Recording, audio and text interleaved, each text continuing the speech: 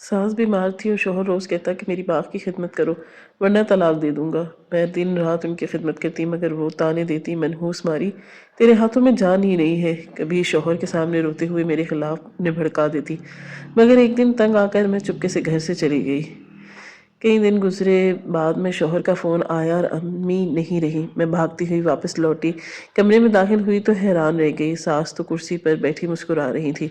बोली, आखिर आ ही गई, तेरा ही इंतज़ार था। पीछे से शौहर आया और बालों से पकड़कर बोला, किसके साथ भागी थी बता। मैं चीख कर बोली, यार अब तेरा ही इंसाफ है। इतना कहना था कि अचानक सांस तड़पने लगी और फिर मेरे सामने ही चौथे दिन शौहर शाम को मेरा फ़ोन बजा। नंबर मेरे शौहर का ही था। दिल ने कहा कि उठा लो, शायद अब वो कुछ और कहे। मैंने फ़ोन कान से लगाया। दूसरी तरफ उसकी मध्यम और भारी आवाज़ थी कि मामा नहीं रही। वो खबर सुनकर मेरी रूह कांप गई, ज़मीन जैसे पैरों के नीचे से खिसक गई। मैंने चीख करने की कोशिश की मगर आवाज़ गले में अटक गई।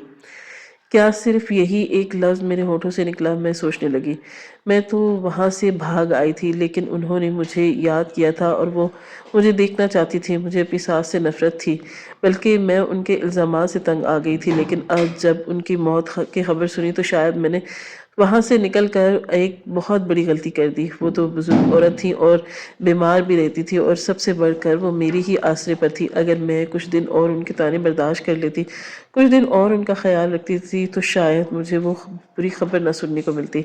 सब कुछ भूल कर वापस अपने शौहर के घर चली गई, मगर मैं नहीं जानती थी कि मैंने वापस जाकर कितनी बड़ी गलती कर दी। मैं अंदर दाखिल हुई तो मेरा दिल ज़ोर ज़ोर से धड़कने लगा। सोचा मेरा शौहर मुझे देखकर शायद अपनी बाहों में छुपा ले।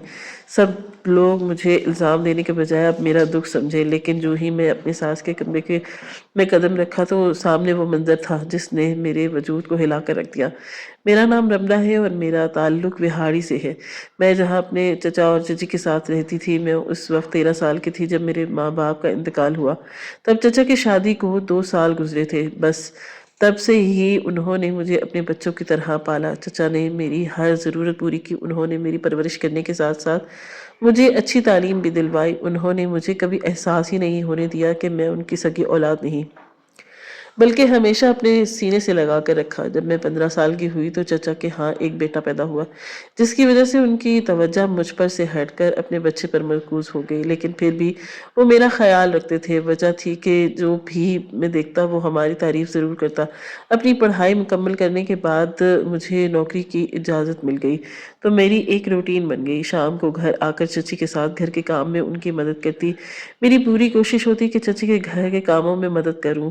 पहले तो वो हमेशा कई बार मना कर देती थी, मगर जब उनको अंदाज़ा हो गया कि उनकी मदद करना चाहती थी, फिर उन्होंने मुझे मना करना भी छोड़ दिया। मेरी ज़िंदगी में सब कुछ बहुत अच्छा चल रहा था और तब मेरी मुलाकात ताहिर से हुई और हम दोनों की बहुत अच्छी दोस्ती हो गई।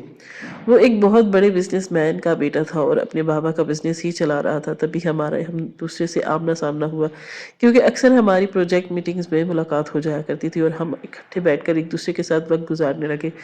गुज़रते वक़्त के साथ-साथ हमारी दोस्ती पसंद में बदल गई और फिर हमें एक-दूसरे से मोहब्बत हो गई।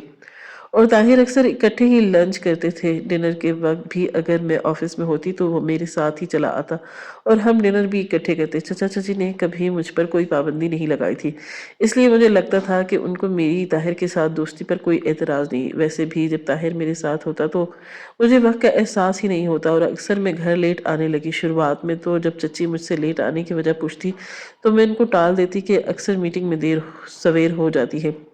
इसलिए उन्होंने मुझे देर से घर आने पर कोई नोटिस नहीं लिया, क्योंकि चचा खुद भी जॉब करते थे और उनको अंदाज़ा था कि अक्सर देर हो ही जाती है। और इसके अलावा उनको मुझ पर भरोसा भी था। उनको यकीन था कि मैं कभी ऐसा काम नहीं करूँगी जिसकी वजह से उनको शर्मिंदा होना पड़े। मगर ये सब ज़्यादा देर छुप नहीं सका और ताहिर अपना सारा वक़्त ही एक-दूसरे के साथ गुज़ारने लगे और घर देर से आना मेरी आदत बन गई। ताहिर के इस बारे में चचा को बताने के लिए सही वक़्त का इंतज़ार कर रही थी, क्योंकि मुझे अभी अपनी मेहनत से अपने पैरों पर खड़े होना था और उन दोनों के लिए कुछ करना था, जिन्होंने हमेशा से माँ-बाप की तरह मेरा ख़्याल रखा। मुझे अक्सर कहते थे कि वो जल्द ही मेरे घर रिश्ता लेने आएँगे। मैं भी इसी खुशफ़हमी में बैठी थी, सब कुछ आसानी से हो जाएगा क्योंकि चचा ने कभी इनकार ही नहीं किया। مگر قسمت کو کچھ شاید اور ہی منظور تھا۔ ایک دن جب میں دیر سے گھر پہنچی تو چچا دروازے پر ہی میرے انتظار میں بیٹھے تھے اور میرے لیے پریشان تھے، کیونکہ ان کو لگا کہ میں ابھی بھی چھوٹی بچی ہی تھی جس کے انتظار میں وہ دروازے پر کھڑے رہتے۔ میں نے ان کو سمجھانے کی بہت کوشش کی، مگر تب ہی وہ مجھ سے میری شادی کے بارے میں بات کرنے لگے، کیونکہ وہ میری ذمہ داری جلد از جلد پوری کرنا چاہتے تھے۔ ایسا کیوں تھا؟ صرف اس لیے کیونکہ اب ان کو اپنا بھی ایک بیٹا تھا۔ بھلے ہی وہ مجھ سے چھوٹا تھا، لیکن اپنی اولاد تو اپنی ہوتی ہے، اس کے سامنے بھائی کے بچے بھی پرائے ہو جاتے ہیں۔ اس دن چچی نے مجھ سے پوچھ ہی لیا کہ اگر میں کسی کو پسند کرتی ہوں تو ان کو بتا سکتی ہوں۔ چچا نے بھی مجھے یقین دلایا کہ میری پسند جاننا چاہتے تھے، کیونکہ اب ان سے بھی میرا روز روز دیر سے آنا برداشت نہیں ہو رہا تھا۔ اوپر سے شہر کے حالات بھی کچھ ایسے تھے۔ میں نے ان کو ٹالنے کی بہت کوشش کی، مگر چچا تو ان دن ضد پہ یہ آ گئے۔ مجھے سچ سچ بتاؤ، تمہاری زندگی میں کوئی ہے جس کی وجہ سے تم اتنی دیر گھر سے آنے لگی ہو؟ پہلے تو میں خاموش رہی، مگر پھر میں نے ان کو طاہر کا نام بتا دیا۔ میں سب کچھ بتا دیا۔ اس کا ذکر سنتے ہی چچا فکر مندی سے مجھے کہنے لگے کہ تمہیں معلوم بھی ہے کہ اس جس کو پسند کرتی ہو وہ کون ہے؟ اس کے بابا تو ایک بہت بڑے بزنس مین ہیں۔ تم نے سوچا بھی ہے کہ اگر اس کے گھر والوں نے تمہیں قبول نہ کیا تو کیا ہوگا؟ میں نے چچا کو سمجھانے کی بہت کوشش کی کہ وہ لڑکا مجھے پسند کرتا ہے، مگر چچا کے دل میں نہ جانے کیسا ڈر تھا۔ جب چچا کو میرے اور طاہر کے بارے میں معلوم ہوا گیا تو تب میں نے طاہر سے کہہ دیا کہ وہ اپنے گھر والوں کو میرے گھر پر رشتہ لینے کے لیے بھیج دے۔ میرے گھر والے بھی مطمئن ہو گئے، مگر وہی ہوا جس کا ڈر تھا۔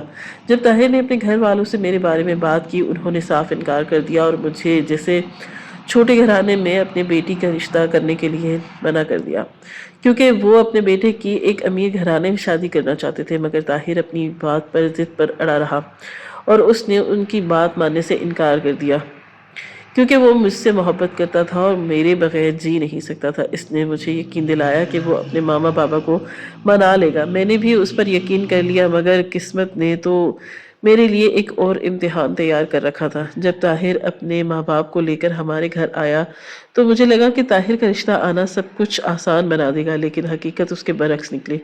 اس کے ماں باپ نے وہیں بیٹھ کر طاہر کے سامنے ہماری برائیاں شروع کر دی، مگر اس وقت طاہر میرے حق میں کہنے لگا کہ اگر آپ لوگ رملہ کو قبول نہیں کریں گے تو پھر میں بھی آپ کی پسند پہ کسی لڑکی سے شادی نہیں کروں گا۔ میری زندگی میں صرف یہی ہے اور میں اسی سے شادی کروں گا۔ چچا نے بات کو وہیں ختم کرنے کی کوشش کی اور مہمانوں کو رخصت کر دیا۔ جیسے ہی وہ لوگ گئے، چچا نے مجھے ایک بار پھر سمجھایا کہ میں غلط فیصلہ کر رہی ہوں، کیونکہ اگر اس کے گھر والے راضی نہیں تھے تو ہمارا رشتہ کبھی کامیاب نہیں ہو سکتا۔ میں خاموش ہو گئی، لیکن دل کے اندر سے ایک ہی آواز آ رہی تھی، مجھے طاہر ہی چاہیے۔ چچا نے میری ضد دیکھ کر ایک دن صاف کہہ دیا کہ میں تمہاری ضد ماننے کے لیے تیار ہوں، صرف اس لیے تاکہ تم یہ نہ کہہ سکو کہ اگر میرے ماں باپ زندہ ہوتے تو وہ میری خوشیوں میں کبھی رکاوٹ نہ بنتے۔ لیکن میری ایک بات ہمیشہ یاد رکھنا، یہ جو بھی فیصلہ ہے تمہارا اپنا ہے اور تمہاری ہی ضد کی وجہ سے ہو رہا ہے۔ اگر تمہارا اور طاہر کا کبھی بھی کوئی مسئلہ ہوا تو میرا اس سے کوئی لین دین نہیں ہوگا۔ میں نے اس کی بات کو آخری وارننگ سمجھا، مگر دل طاہر کے ساتھ جڑا ہوا تھا۔ دن گزرتے گئے، آخرکار طاہر کے ماں باپ آ گئے۔ میں نہیں جانتی تھی کہ اس نے ان کو کیسے منایا، لیکن وہ آ گئے۔ وہ دونوں مجھے اپنی بہو بنانے کے لیے راضی ہو گئے۔ اس دن چچا کا دل واقعی ٹوٹ گیا اور کئی دن وہ مجھ سے ناراض رہے۔ رملہ، بس کچھ دن اور صبر کرو، میں سب ٹھیک کر دوں گا۔ چچا کی ناراضگی اور خاندان کی باتوں کی وجہ سے میں نے طاہر سے شادی کرنے کا فیصلہ کر لیا اور دن آیا جب ہم نے کورٹ میرج کر لی۔ نکاح کے وقت میرا دل کانپ رہا تھا، لیکن طاہر کی مضبوط گرفت نے ہمیں ہمت دے رکھی۔ انہوں نے مجھ سے کہا کہ میری دعا ہے کہ تم خوش رہو، لیکن یاد رکھنا میں نے جو کچھ کہا تھا وہ سچ تھا۔ اگر تمہیں دکھ ملا تو اس کے ذمہ دار میں نہیں ہوں گا۔ میری آنکھیں جھلک پڑی، مجھے لگا کہ جیسے میں ان کے دل سے اتر گئی۔ میری شادی کو ابھی 2 ہی مہینے گزرے تھے کہ جب مجھے خوابوں کی دنیا میں جینے کے بجائے ایک تلخ حقیقت کا سامنا کرنا پڑا، اور وہ کڑوا ذائقہ تھا جس کا اندازہ مجھے پہلے ہی ہو گیا تھا۔ میں نے سوچا تھا کہ طاہر کے ساتھ نئی زندگی آغاز ہنسی خوشی ہوگا، لیکن طاہر کی ماں کی آنکھوں میں میرے لیے ایک عجیب سی سختی تھی۔ شادی کے بعد وہ خاموش تو رہی، لیکن جب میں ان کے گھر گئی تو انہوں نے سب سے پہلا کام یہ کیا کہ گھر کے سارے ملازمین کو فارغ کر دیا اور مجھے طنزیہ لہجے میں کہنے لگی کہ تمہیں بہت شوق تھا نا ایک بڑے گھر کی بہو بننے کا، اب دیکھو یہ گھر تمہارا ہے اور اس کی گھر کی ذمہ داری بھی تمہاری ہے، تو کرو اپنا شوق پورا اور نبھاؤ ساری ذمہ داریاں۔ میں بھی ان کے الفاظ سن کر ہکا بکا رہ گئی، اور گھر واقعی محل جیسا تھا۔ 5 بڑے بیڈ روم اور ڈرائنگ روم، ایک بڑا سائز کچن، وہ سب کچھ اکیلے سنبھالنا میرے لیے ناممکن تھا۔ لیکن چونکہ محبت کے نشے میں بھی ہر دکھ برداشت کرنے کو تیار تھی، اس لیے میں نے خاموشی سے حامی بھر لی۔ اگلی صبح سے ہی میری زندگی کا رنگ بدل گیا۔ صبح سویرے مجھے اٹھ کر سارا گھر صاف کرنا پڑتا، پھر کچن میں ناشتہ تیار کرنا پڑتا، پھر دوپہر اور شام کے کھانے کی تیاری۔ طاہر کو بھی سب معلوم تھا کہ اس کی ماں میرے ساتھ زیادتی کر رہی ہے، مگر وہ ماں کے خلاف ایک لفظ نہیں بول سکتا تھا، بلکہ مجھے ہی سمجھاتا رہتا کہ اس کی ماں کا ہر طرح کا رویہ برداشت کرو گی تو شاید ان کا دل نرم ہو جائے اور وہ مجھے قبول کر لے۔ لیکن وہ برا وقت بدلا ہی نہیں، بلکہ میرا جسم اور دل تھکنے لگا۔ اس کی ماں کبھی بھی میرے کام میں سے خوش نہ ہوئی، کبھی کہتی کہ یہ صفائی کیسی کی ہے، یہ سالن کا ذائقہ اتنا پھیکا کیوں ہے، تمہیں کچھ آتا بھی ہے یا بس میرے بیٹے کو بہلا کر بیاہ لیا ہے۔ میں چپ چاپ سن لیتی، کبھی سوچتی کاش میں نے چچا کی بات مان لی ہوتی تو آج یہ دن نہ دیکھنا پڑتا، لیکن پھر طاہر کا چہرہ سامنے آتا اور میں سب کچھ بھول کر پھر سے لگ جاتی۔ پہلے تو شادی کے بعد بھی میں اپنی نوکری کو کرتی رہی، مگر جب مجھے کاموں کا بوجھ زیادہ لگنے لگا تو میں نے نوکری چھوڑ دی تاکہ طاہر کی ماں میری نوکری کرنے کا بھی کوئی بہانہ بنا کر مجھے کوسنے نہ لگ جائے۔ اپنی ساس اور اپنے چچا کو یہ ثابت کرنا چاہتی تھی کہ میرا فیصلہ غلط نہیں۔ اکثر شام کو جب سب کچھ ختم کر کے کمرے میں جاتی تو تھکن سے بوجھل آنکھوں سے روتی رہتی۔ دل کرتا کہ چچا کے پاس بھاگ جاؤں، ان کے گلے لگ کر کہہ دوں کہ چچا آپ صحیح تھے، میں نے اپنی ضد میں آپ کو دکھی کیا، لیکن پھر خود کو سمجھاتی کہ یہ میرا ہی انتخاب تھا۔ اگر میں ہمت ہار گئی تو سب کچھ بیکار ہو جائے گا۔ شروع کے دنوں میں طاہر بھی میرا بہت زیادہ خیال رکھتے۔ گھر آتا تو میری تھکن کو محسوس کر کے مجھے دھارس دیتا اور کبھی کہتا کہ بس کچھ دن کی بات ہے، ماما بھی مان جائیں گی۔ لیکن جیسے جیسے دن گزرتے گئے اس پر کام کا بوجھ زیادہ بڑھتا گیا، اور آفس سے تھکا ہارا آتا اور جب گھر میں ماں کی شکایتیں سنتا تو خاموش ہو جاتا۔ ایک رات جب اس نے کچھ سے کہا کہ رملہ کوشش کرو کہ ماما خوش کرنے کی، وہ میری دنیا ہے، تو میرا دل کٹ کر رہ گیا۔ میں سوچنے لگی کہ اگر اس کی دنیا اس کی ماں کے گرد ہی گھومتی تھی تو پھر میں کون تھی، میری اس کی زندگی میں بھلا کیا حیثیت تھی۔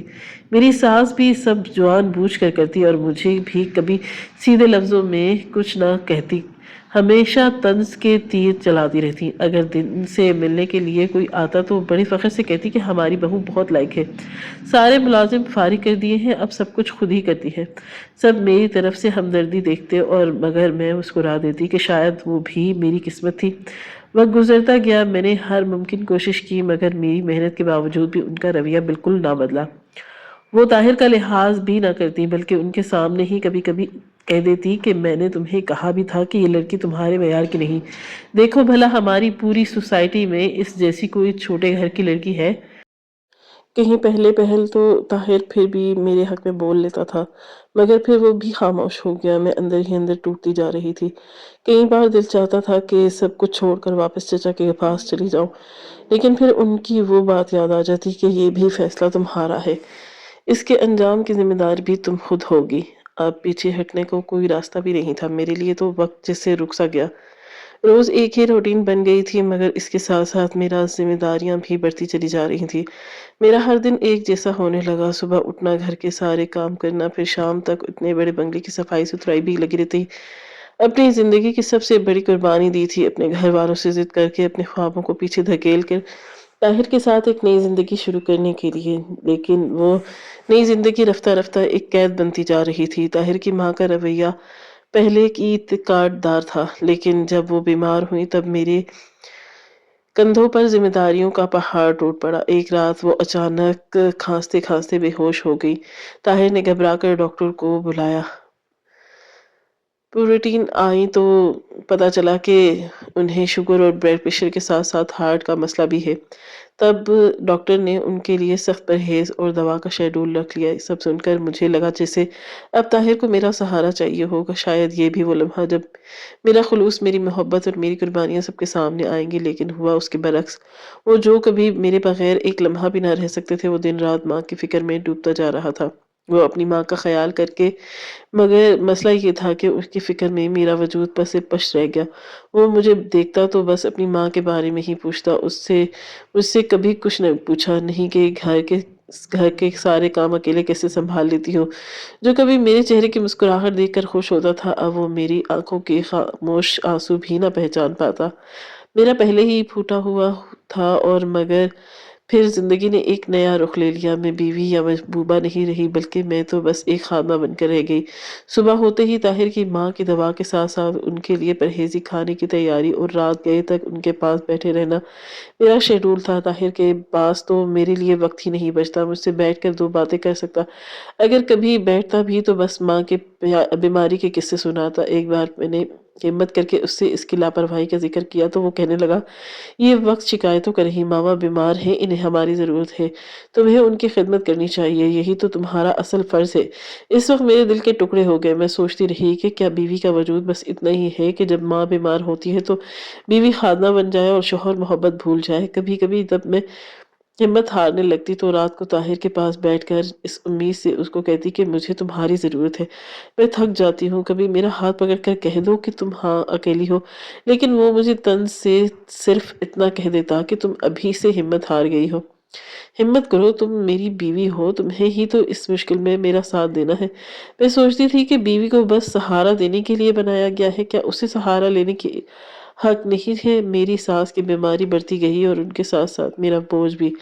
میں دن رات ان کے پاس رہتی، اپنی طرف سے پوری کوشش کرتی کہ ان کو کسی قسم کی تکلیف نہ ہو، ان کی دوا، کھانا، آرام سب کا خیال رکھتی۔ لیکن جب وہ دوسروں کے سامنے، خاص طور پر طاہر کے سامنے مجھے الزام لگاتی، تب میرا دل ٹکڑے ٹکڑے ہو جاتا۔ ایک دن جب وہ آفس سے واپس گھر آیا تو اس دن میں نے بہت محنت کے دل کے ساتھ اس کا پسندیدہ کھانا بنایا۔ تھکن سے نڈھال ہونے کے باوجود چہرے پر مسکراہٹ سجائے میں کھانے کی میز پر سب کچھ سجا کر اس کا انتظار کرنے لگی۔ اچانک کمرے سے میری ساس کی آواز آئی کہ تمہاری بیوی میرا بالکل خیال نہیں رکھتی۔ آج صبح سے اس کی آواز میں دیتی رہی، مگر اس نے مجھے ایک گلاس پانی تک کا نہ پوچھا، اور تو اور آج اس نے مجھے دوا بھی وقت پر نہیں دی۔ اس دن کی باتوں میں ایسا زہر تھا کہ میرا سر چکرا گیا اور میرے ہاتھوں سے چمچ نیچے گر گیا۔ میرا دل چاہا کہ وہیں زمین پر بیٹھ کر رو دوں۔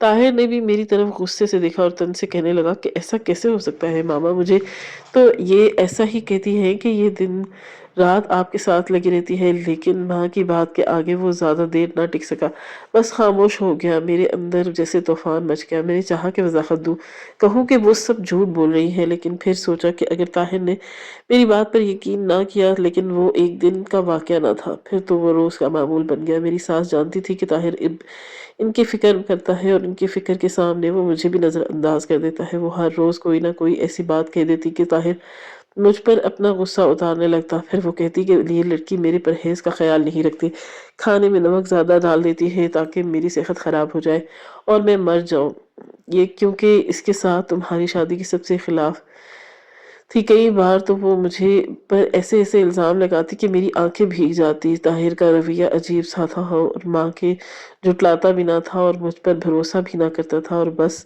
خاموش رہتا۔ لیکن اس کی خاموشی مجھ اندر ہی اندر سے روز مار دیتی تھی۔ رات کو جب سب سو جاتے تو میں گھر کے کونے میں بیٹھ کر روتی، سوچتی کیا قصور تھا میرا، میں نے محبت پر بھروسہ کیا، میری خطا ہی یہ تھی کہ میں نے اپنی زندگی اپنے فیصلے کے مطابق گزارنے کا خواب دیکھا۔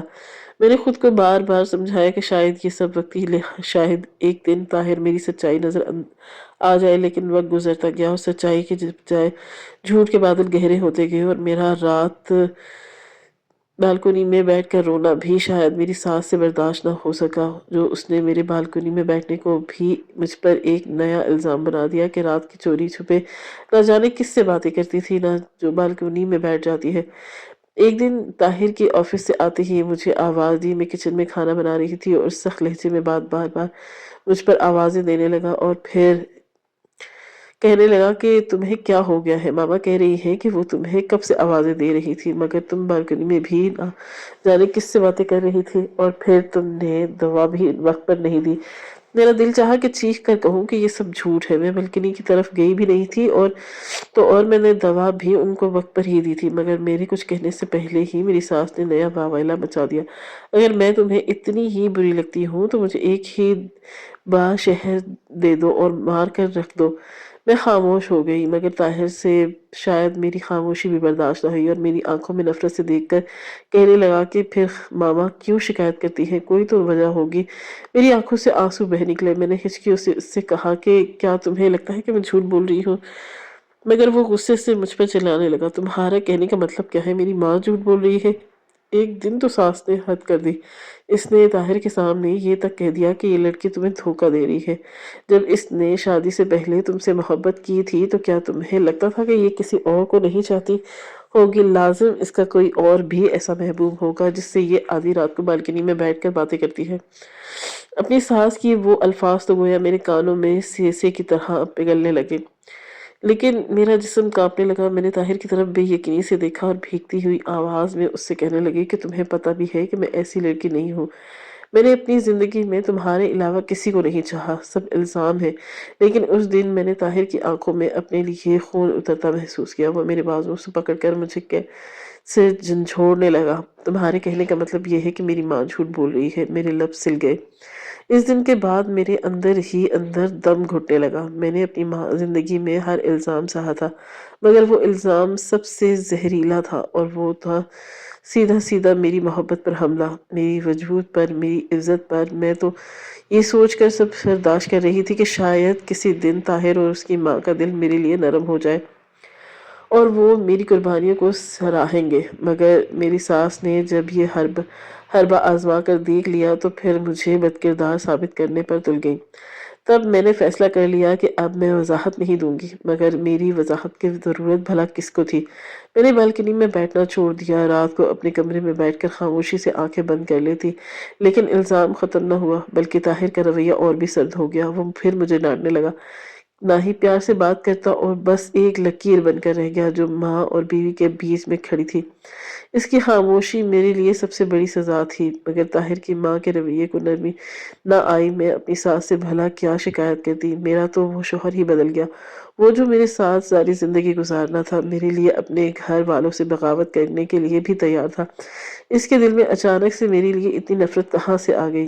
نہ وہ میری کسی بات کی یقین نہیں کرتا تھا، بلکہ اس کو ماں اور اس کا جیسا وہ چپ چاپ اسی کو حقیقت مان لیتا۔ اس کے باوجود میں ہر روز ایک نیا طعنہ سنتی اور چپ رہتی۔ میں جانتی تھی کہ اب وضاحت دینے کا کوئی بھی فائدہ نہیں۔ طاہر کی آنکھوں میں میرے لیے محبت نہیں بچی تھی، نہ اعتبار، بس ایک سرد لکیر تھی۔ اگر طاہر میری بدل گیا تھا تو میں نے بھی خود کو بدل لیا۔ بالکنی چھوڑ دی راتوں کو اب میں اپنے کمرے میں اندھیرے میں بیٹھی رہتی، روتی رہتی، کسی سے کچھ نہیں کہتی، صرف آنکھیں بند کر کے یہ سوچتی کہ اب مجھے کیا کرنا چاہیے۔ کبھی کبھی میرا دل چاہتا کہ چیخوں، سب کے سامنے اپنی سچائی بیان کروں، لیکن پھر وہی سوال دل میں اٹھتا تھا کہ بھلا وہاں کسی کو میری وضاحت کی ضرورت کیا ہے؟ طاہر کی خاموشی کے بعد اور نئے الزامات کے بعد میری برداشت ختم ہو گئی۔ میں نے دل ہی دل میں فیصلہ کر لیا کہ اب میں ظاہر کے گھر نہیں رہ سکتی۔ میں نے اپنی قربانی، اپنی محبت، اپنی عزت، سب کچھ ہی قربان کر دیا، لیکن بدلے میں مجھے الزام ہی ملا، شک اور ملا۔ اسی رات میں اپنے کپڑے اور چند ضروری چیزیں ایک چھوٹے سے بیگ میں ڈالے بہت دیر تک سوچتی رہی کہ چچا پاس جاؤں گی تو ان کو کیا جواب دوں گی، کیونکہ وہ تو پہلے ہی میرے اور ظاہر کے رشتے کے لیے راضی نہ تھے۔ میں اس سے شادی کے بعد کوئی رابطہ بھی نہیں کیا، مگر پھر میں نے ایک مشکل فیصلہ کیا اور رات کے آخری پہر میں سب کچھ چھوڑ کر میں نے دروازہ آہستہ سے کھولا اور باہر نکل آئی۔ طاہر کے گھر کا وہ دروازہ میرے پیچھے بند ہو گیا، جیسے میری زندگی کا ایک بڑا باب ختم ہو گیا۔ گلیان سنسان تھی۔ میں نے اپنی آنسو پونچھے اور اپنی ایک دوست کے گھر چلی گئی جو میرے بچپن کی دوست تھی۔ اس کو میں نے بتایا کہ کچھ نہ تھا، بلکہ صرف اتنا کہا تھا کہ طاہر کچھ عرصے کے لیے ملک سے باہر گیا ہے، اس لیے میں اس کے ساتھ رہنے کے لیے آئی تھی، اور میرے پاس تو سامان بھی اتنا نہ تھا کہ وہ مجھ سے کوئی سوال پوچھتی۔ اس کے چھوٹے سے گھر میں نے پہلی بار کئی دنوں بعد کھل کر سانس لیا تھا۔ دن گزر گئے تھے، میں اپنی دوست کے گھر بیٹھی خاموشی میں ہی اپنے ہی دل کی آوازیں سنتی رہی۔ وہ دن میرے لیے جیسے ایک نئی دنیا کا دروازہ تھا۔ میں پہلی بار اپنے وجود کو خود محسوس کر رہی تھی، نہ کسی کی طعنہ زنی، نہ الزام، نہ سرد مہری، بس میں اور میری سانسیں۔ طاہر کی کالز مسلسل آتی رہی، میں نے ایک بار بھی فون نہیں اٹھایا۔ دل ہی دل میں سوچتی رہی کہ وہ بے قرار ہو رہا ہوگا، شاید پاگلوں کی طرح مجھے ڈھونڈ بھی رہا ہوگا۔ تصور کرتی کہ وہ میرے قدموں میں بیٹھ کر روئے گا، مجھ سے معافی مانگے گا اور کہے گا کہ تم نے میری سب کچھ ہو اور میں نے تمہیں سمجھنے میں دیر کر دی، لیکن ایسا کچھ نہیں ہوا۔ آخری بار اس نے مجھے صرف ایک میسج کیا کہ تم کہاں ہو، ماما کی حالت بہت خراب ہے، تمہاری ذمہ داری ہے ان کا خیال رکھنا، اور تم نہ جانے کہاں چلی گئی ہو۔ اور وہ الفاظ میرے دل کو چیر کر لے گئے، میری آنکھوں سے آنسو بہہ نکلے۔ کہا کیا میں بس ایک ذمہ داری تھی، اس کی ماں کی ذمہ داری کرنے والی ایک خادمہ جس کے بغیر اس کا گھر ادھورا ہو گیا۔ میں نے مردہ دل کے ساتھ فون بند کر دیا۔ چوتھے دن شام کو میرا فون بجا، نمبر طاہر کا ہی تھا۔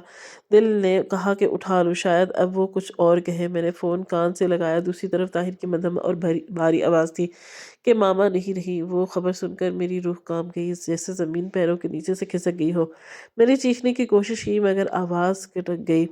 صرف یہی ایک لفظ میرے ہونٹوں سے نکلا کہ طاہر نے سرد لہجے میں کہا کہ تمہیں آنا چاہیے، وہ تمہیں آخری بار دیکھنا چاہتی تھی مگر تم نہ آئی۔ میری آنکھوں میں سامنے اندھیرا چھا گیا، ہاتھ سے فون گر گیا۔ میں سوچنے لگی کہ میں تو وہاں سے بھاگ کر آئی تھی، لیکن انہوں نے مجھے یاد کیا تھا، وہ مجھے دیکھنا چاہتی تھی۔ دل میں ایک طوفان اٹھا، میں نے بھاگتے ہوئے بیگ اٹھایا اور طاہر کے گھر کی طرف دوڑ پڑی۔ مجھے اپنی ساس سے نفرت تھی، بلکہ میں ان کے الزامات سے تنگ آ گئی تھی۔ جب ان کی موت کی خبر سنی تو مجھے لگا کہ شاید میں وہاں سے نکل کر ایک بہت بڑی غلطی کی۔ وہ تو بزرگ عورت تھیں اور بیمار بھی رہتی تھی، سب سے بڑھ کر وہ میرے ہی آسرے پر تھی۔ اگر میں کچھ دن کے لیے طعنے برداشت کر لیتی، کچھ دن اور ان کا خیال رکھتی تھی، شاید مجھے وہ خبر نہ سننے کو ملتی۔ واپس طاہر کے گھر ہی چلی گئی، مگر میں نہیں جانتی تھی کہ میں نے واپس جا کر کتنی بڑی غلطی کر لی۔ میں اندر گئی تو میرا اس زور زور سے دھڑکنے لگا۔ میں نے سوچا کہ طاہر مجھے دیکھ کر شاید اپنی باہوں میں چھپا لے گا۔ سوچا سب لوگ مجھ پر الزام کے بجائے اب میرا دکھ سمجھیں گے، لیکن جو ہی میں نے اپنی ساس کے کمرے میں قدم رکھا تو سامنے وہ منظر دیکھ کر جسے میرا وجود کو ہلا کر رکھ دیا۔ میری ساس اپنے بستر پر ٹیک لگائے بیٹھی تھی، وہ تو زندہ تھی، ان کے چہرے پر ہلکی ہلکی مسکراہٹ تھی۔ میرے قدم جیسے منجمد ہو گئے۔ بے یقینی سے ان کا ہاتھ تھام کر کہا کہ یہ سب کیا ہے، آپ زندہ ہیں؟ میری آواز میں خوشی، حیرت اور تھراہٹ تھی، مگر میری ساس نے مجھے اوپر سے نیچے تک طنزیہ نظروں سے دیکھا اور پھر اپنے گلے میں دوپٹہ درست کرتے ہوئے سرد لہجے میں کہنے لگیں کہ آخرکار واپس آ ہی گئی تم۔ اس کے ساتھ ہی اچانک طاہر بھی کمرے میں داخل ہوا اور اس کے چہرے پر غصہ، آنکھوں میں خون اور ماتھے پر پسینہ۔ اس نے اندر آتے ہی دروازہ زور سے بند کیا اور مجھ سے پوچھنے لگا کہ کہاں گئی تھی تم؟ اس سے پہلے کہ میں کچھ کہتی مجبوراً وہ مجھ پر ٹوٹ پڑا۔ اس نے میرے بالوں کو ایک جھٹکے سے پکڑا اور مجھے اپنی طرف کھینچ کر کہنے لگا کہ کس کے ساتھ تھے تم؟ کون ہے وہ جس کے ساتھ تم راتوں کی بالکنی میں بات کرتی تھی؟ کس کے ساتھ چکر ہے تمہارا؟ میری آنکھوں میں آنسو نکلے۔ میں نے خود کو چھڑانے کی کوشش کی اور ہچکیوں سے اس کی طرف بے یقینی سے دیکھنے لگی۔ میں کسی کے ساتھ نہیں، میں تو بس اس لیے گئی تھی کہ کیونکہ میں تھک گئی تھی تمہارے رویے، تمہارے الزامات سے۔ مگر میری ساس درمیان میں بول پڑی، میں نے کہا بھی تھا کہ یہ لڑکی ٹھیک نہیں ہے، یہ تمہیں دھوکہ دے رہی ہے۔ دیکھ لو میں زندہ ہوں، اور یہ بہانہ کر کے غائب ہو گئی، ضرور کسی سے ملنے گئی ہے۔ طاہر نے مجھے ایک بار پھر کندھوں سے پکڑ کر جھنجھوڑا، بولا کہ کہاں تھی، کس کے ساتھ گئی تھی؟ کیونکہ تمہارے چچا نے تو مجھے کہا تھا کہ تم ادھر نہیں تھی، تو پھر کس کے ساتھ بھاگ کے گئی ہو؟ میری روح جیسے چیر دی گئی، میں چیخ پڑی اور اکیلی تھی طاہر، اکیلی میں اپنی دوست کے گھر گئی تھی، کسی سے نہیں ملنے گئی تھی، بس خود کو سنبھالنے گئی تھی۔ لیکن طاہر شاید اب وہ انسان نہ رہا تھا، کبھی مجھے چاہتا تھا، اور وہ اب صرف ایک بیٹا تھا، ایک بدگمان شوہر جس کے دل میں ماں کی باتیں پتھر کی طرح جم گئی تھی۔ اس وقت مجھے لگا کہ شاید میں نے وہ گھر چھوڑ کر اپنی زندگی کی سب سے بڑی غلطی کی۔ میری ساس کو موقع مل گیا اور اس نے میرے شوہر کو میرے خلاف اتنا بھڑکا دیا کہ وہ میری کسی بھی بات کو سننے کو تیار نہیں تھا۔ مجھے بہت برا بھلا کہا، مجھ پر نہ جانے کون کون سے الزامات لگائے، جبکہ میری ساس بیٹھی تماشا دیکھ رہی تھی۔ جب وہ مجھ پر الزام لگا لگا کر تھک گیا تو مجھے اپنے ہی کمرے میں بند کر دیا، کیونکہ گھر کے سبھی ملازم واپس آ گئے تھے، اس لیے وہ کمرہ میرے لیے میری قید خانہ بن گیا۔ وہ سب ساری رات میں روتی رہتی، نہ جانے قسمت میں کتنے امتحانات باقی تھے۔ مگر اگلے ہی دن کا سورج، جس سے میری زندگی کے سب سے عجیب دن کا آغاز، رات بھر تو جاگتی رہی۔ طاہر کی آنکھوں میں نفرت اور شک اور آگ بھڑک رہی تھی۔ وہ مجھے اندر سے جلا گئی تھی، اندر سے سب کچھ ٹوٹ گیا تھا۔ تبھی دروازے کے باہر شور سا سنائی دیا۔ جب کمرے کا دروازہ کھلا تو باہر ایک ملازمہ تھی جو مجھے کہنے لگی کہ بیگم صاحبہ کی طبیعت بہت خراب ہو گئی ہے، سانس رک رک کر آ رہی ہے۔ میرا دل زور سے دھڑکا، ایک لمحے کو دل میں آیا کہ کہیں پھر سے کوئی نیا ڈرامہ تو نہیں۔ اتنی بے حس نہ تھی کہ ساس کی بگڑتی طبیعت کا سن کر دیکھنے بھی نہ جاتی۔ جب میں ساس کے کمرے میں داخل ہوئی تو منظر میری سوچ سے باہر تھا، ہولناک۔ میری ساس بستر پر پڑی کراہ رہی تھی، ان کا سانس اکھڑ گیا، پیشانی پر پسینے کے قطرے تھے اور ہاتھ کانپ رہے تھے۔ ان کی آنکھوں میں ایک عجیب سی بے بسی تھی۔ میں پل بھر کو رک کر گئی۔ دل نے کہا کہ یہی وہ عورت ہے جس نے تمہاری زندگی کو جہنم بنا دیا، الزام لگائے، بدنام کیا۔ لیکن میرے قدم جیسے خود ہی ان کی طرف بڑھ گئے۔ ان کے ماتھے پر ہاتھ رکھا اور پانی کا گلاس لبوں کے قریب لے کے گئی۔ انہوں نے میری طرف دیکھا، ان کی آنکھوں میں اس بار طنز نہیں، صرف تکلیف تھی۔ مجھے معلوم تھا کہ وہ بہت بیمار تھی، مگر جتنی تکلیف اس دن مجھے ان کے چہرے پر نظر آئی، میں نے کبھی ان کو اتنی تکلیف میں نہیں دیکھا۔ طاہر سے پوچھا کہ ان کو کیا ہوا، مگر وہ غصے سے مجھے کہنے لگا کہ میں تمہاری شکل بھی نہیں دیکھنا چاہتا، مگر مجھ سے اپنی ماما کی تکلیف نہیں دیکھی جا رہی۔ وہ کل رات سے بار بار تمہیں بلا رہی ہیں۔ مجھے بس ایسے لگا کہ جیسے یہ کسی بہت بڑی اذیت میں ہے، مگر پھر بھی ان کا خلوص دیکھو، وہ تمہیں یاد کر رہی ہیں، اور ایک تم ہو جس سے 2 دن بھی ان کی خدمت نہ ہو سکی، اور پھر تم گھر سے بھاگ گئے۔ اس سے پہلے کہ طاہر مجھے مزید کچھ سوچتا، میری ساس نے میرا ہاتھ اپنے دونوں ہاتھوں سے پکڑا اور ساتھ ہاتھ ہی جوڑ دیے، مجھے دھکیلتے تھے۔ آج میری انگلیوں کو جکڑ کر پکڑ رہی تھی۔ ان کے چہرے پر پچھتاوے کے آثار تھے۔ میں نے تم پر الزام لگایا۔ ان کی سانس بھاری ہو گئی۔ طاہر چونک کر ماں کی طرف دیکھنے لگا۔ ماما یہ کیا کہہ رہی ہیں آپ؟ مگر میری ساس نے اپنے بیٹے کی طرف آنکھ بھر کر دیکھا، پھر بمشکل کہنے لگی، میں نے اس پر الزام لگائے تھے، یہ لڑکی پاک ہے، یہ تمہیں دھوکہ نہیں دے رہی۔ کمرے میں ایک پل کے لیے خاموشی چھا گئی۔ میری سانس سک رہی تھی اور میں نے سوچا کہ کیا واقعی ہی وہ عورت اقرار کر رہی ہے جس نے مجھے قدم قدم پر ذلیل کیا۔ اس دن وہ اپنے بیٹے کے سامنے حقیقت بتا رہی تھی۔ طاہر کے چہرے پر رنگ بدلنے لگے، اس کے ماتھے پر پسینہ نمودار ہوا، وہ جیسے ہی کچھ سن نہیں پا رہا تھا، مگر میری ساس کی آنکھوں سے آنسو نکلنے لگے اور کانپتے ہوئے لہجے میں کہنے لگی کہ میں غلط تھی، میں نے تمہارے دل میں زہر بھرا، یہ لڑکی تمہیں چاہتی تھی، یہ بالکنی میں کسی سے باتیں نہیں کرتی تھی، یہ تمہاری تھی، صرف تمہاری۔ میرے جسم پر کب کبھی تاری ہو گئی۔ میں چاہتی تھی کہ ایک بار کہوں کہ میں بے قصور ہوں، مگر وہ اقرار اب آ رہا تھا جب میرا دل و وجود تھک کر ہار چکے تھے۔ آہستہ آہستہ کر کے میری ساس نے ساری حقیقت طاہر کو بتا دی، جو کچھ اور وہ میرے ساتھ کرتی رہی، اور ان کی وجہ سے صرف ایک تھی، اور وہ یہ کہ وہ مجھے اپنی بہو بنانا ہی نہیں چاہتی تھی۔ تبھی تو طاہر کے دل میں میرے لیے زہر بھر رہی تھی۔ وہ سب سن کر طاہر جیسے کسی گہری نیند میں جاگا۔ اس نے میری طرف دیکھا، اس کی آنکھوں میں پچھتاوے کا ایک سمندر تھا، مگر ساتھ ہی بے یقینی بھی تھی۔ ان کے الفاظ میں میرے دل میں جیسے خنجر کی طرح لگ رہے تھے۔ ایک طرف کھڑی میری آنکھوں سے آنسو بہہ رہے تھے، اور وہ عورت جو کبھی مجھے بد کردار کہتی تھی آج میری پاکیزہ ہونے کی اعتراف کر رہی تھی۔ مگر یہ سب اس وقت ہو رہا تھا جب میرا شوہر مجھ پر ہاتھ اٹھا چکا تھا، جب میری بے عزتی کر چکا تھا، مجھے بار بار پامال کر چکا تھا۔ میری ساس نے طاہر کا ہاتھ پکڑا اور دھیرے سے کہنے لگی کہ اس لڑکی کو معافی مانگ لو، میں نے اس پر ظلم کیا، شاید یہ مجھے معاف نہ کرے، مجھے اس اذیت میں رہائی مل جائے، کیونکہ مجھے مزید یہ تکلیف برداشت نہیں ہو رہی۔ طاہر کی آنکھوں سے بھی آنسو بہہ نکلے۔ وہ میرا چہرہ ایسے دیکھ رہا تھا جیسے پہلی بار دیکھ رہا۔ اس کے ہونٹ کانپ رہے تھے۔ میں نے تم پر شک کیا، میں کچھ نہ بولی، میرے لب سل گئے۔ میری ساس بھی کہراتے ہوئے ہاتھ جوڑ کر مجھ سے معافی مانگ رہی تھی، اپنے آنسو صاف کیے اور ان کے قریب بیٹھ گئی اور ان کے ہاتھ اپنے ہاتھ میں لیے اور اپنا خاموش، آپ کچھ نہ کہیں۔ میری آواز میں دکھ بھی تھا اور نرمی بھی۔ ساس کی آنکھوں میں ایک سکون اترنے لگا جس سے اس کی اذیت ختم ہو گئی۔ اب انہوں نے آخری بار میری طرف دیکھا اور پھر ان کی آنکھیں بند ہو گئیں۔ کمرے میں موت کا سا سکوت چھا گیا۔ ان کے جسم کو ہلا کر دیکھنے لگا، ماما ماما، مگر وہ جا چکی تھی۔ ایک گہری سانس لی، دل میں عجیب سا خلا تھا۔ ایک طرف سکون تھا کہ آخر کار سچ سامنے آ گیا، مگر دوسری طرف دکھ تھا۔ یہ سب اتنی دیر سے کیوں ہوا؟ جب میں اندر تھی تو میرے اوپر الزام لگائے گئے، جب وہ زندہ تھی تو مجھے خادمہ بنا دیا گیا، اور اب ان کے آخری سانسوں میں میری پاکیزگی کا اعتراف ہوا۔ طاہر میرے قدموں میں بیٹھ گیا۔ میں نے تم پر ہاتھ اٹھایا، تم پر شک کیا، میں نے اپنی ماں کی باتوں پر یقین کیا۔ تمہیں مجھ سے نفرت ہو گئی ہوگی، وہ یہ لمحہ جس کا میں نے برسوں سے انتظار کیا تھا، مگر اب یہ سب بے معنی تھا۔ ایک تھکی ہوئی مسکراہٹ کے ساتھ کہا، تھک گئی تھی طاہر بہت تھک گئی تھی، مگر اس دن کے بعد سے طاہر نے مجھے کبھی اکیلا نہیں چھوڑا اور وہ مجھے خوش رکھنے کی بہت کوشش کر رہا تھا، مگر میرا اب نہ جانے کیوں مسکرانے کا بھی دل نہیں چاہتا تھا۔